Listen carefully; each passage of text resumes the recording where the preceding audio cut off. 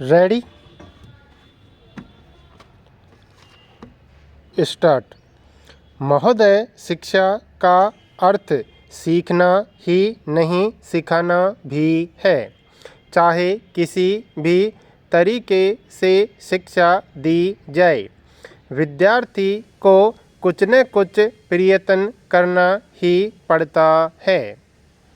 परंतु पहल स्विट्जरलैंड के प्रसिद्ध शिक्षाशास्त्री पेस्तालाजी ने ही स्वशिक्षण कार्य द्वारा शिक्षण के सिद्धांत को शिक्षा प्रणाली में प्रतिष्ठित किया।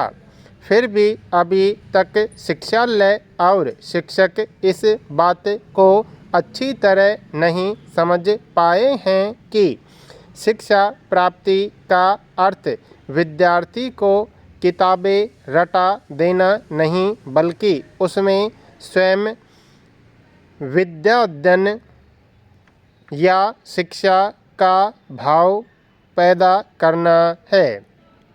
वास्तविक शिक्षा वह है जिसमें विद्यार्थी अपने से सीखने या पढ़ने का प्रयत्न करता है और शिक्षक केवल उसका पथ प्रदर्शन और सहायता प्रदान करता है।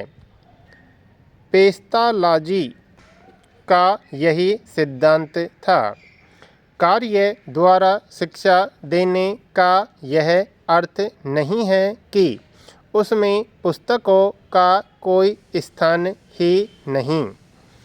कुछ बुनियादी स्कूलों के शिक्षकों को यही भ्रम हो गया है कि बुनियादी स्कूलों में किताबी पढ़ाई की कोई आवश्यकता ही नहीं और विद्यार्थियों को केवल काम करना और खेलना चाहिए।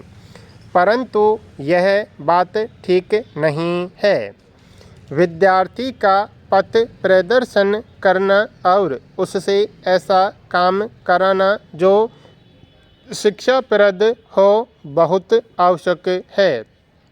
काम के 4 प्रकार हैं: क्रीड़ा, खेलकूद, शौकिया काम और वास्तविक काम। क्रीड़ा एक स्वाभाविक चीज़ है। प्रत्येक बच्चा क्रीड़ा करता है। बच्चे के क्रीड़ा करने के या खेलने के तरीके और साधन भी तरह तरह के होते हैं। वह लकड़ी के एक टुकड़े को घोड़ा बना सकता है या कागज़ के एक टुकड़े को फूल मान सकता है। कभी वह अध्यापक बनता है तो कभी सिपाही और उसको इसी में आनंद आता है। खेलकूद इससे आगे का अध्याय है।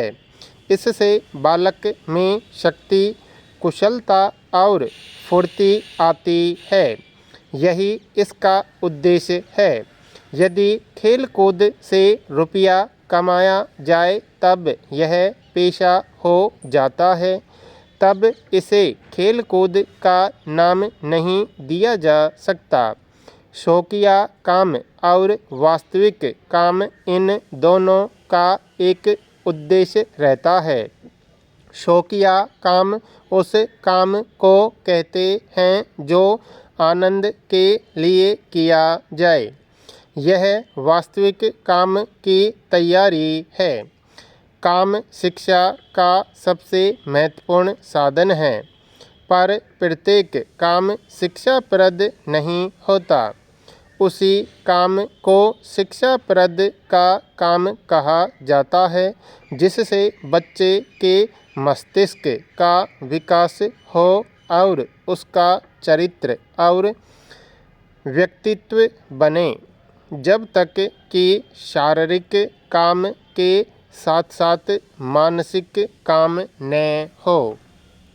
महोदय, यंत्रवत जो काम किया जाए या जिस काम का कार्यकर्ता के मानसिक जीवन से कोई संबंध नहीं है, वह कभी शिक्षाप्रद नहीं हो सकता। शिक्षाप्रद होने के लिए यह जरूरी है कि काम करने वाला अच्छी तरह समझे कि वह क्या काम कर रहा है और कैसे कर रहा है। शिक्षाप्रद काम के 4 अध्याय होते हैं।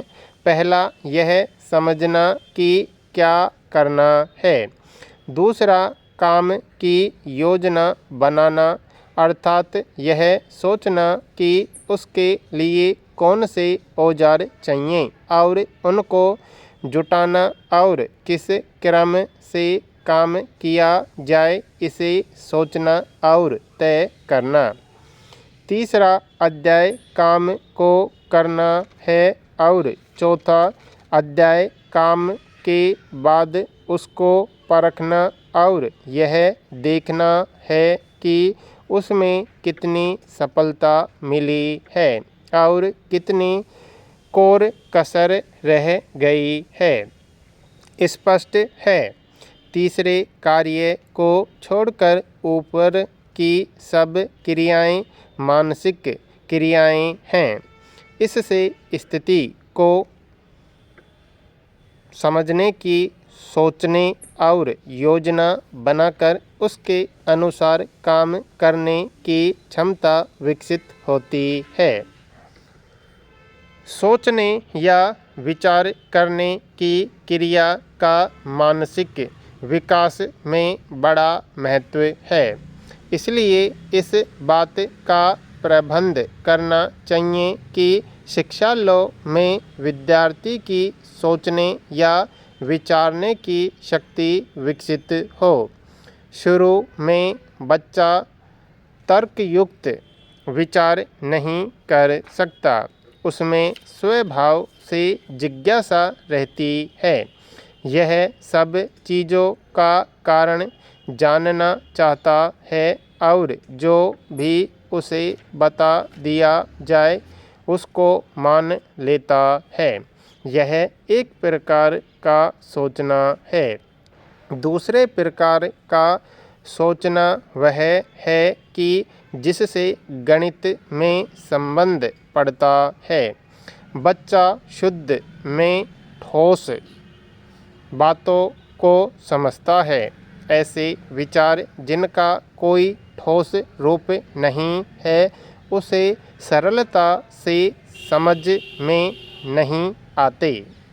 इसलिए ऐसी क्रियाओं और पढ़ाई की व्यवस्था होनी चाहिए जिससे उसमें क्रमशः सोचने विचारने की शक्ति उदय हो। पुराने ढंग से स्कूलों में विद्यार्थियों को अनेक विषयों का ज्ञान कराया जाता है।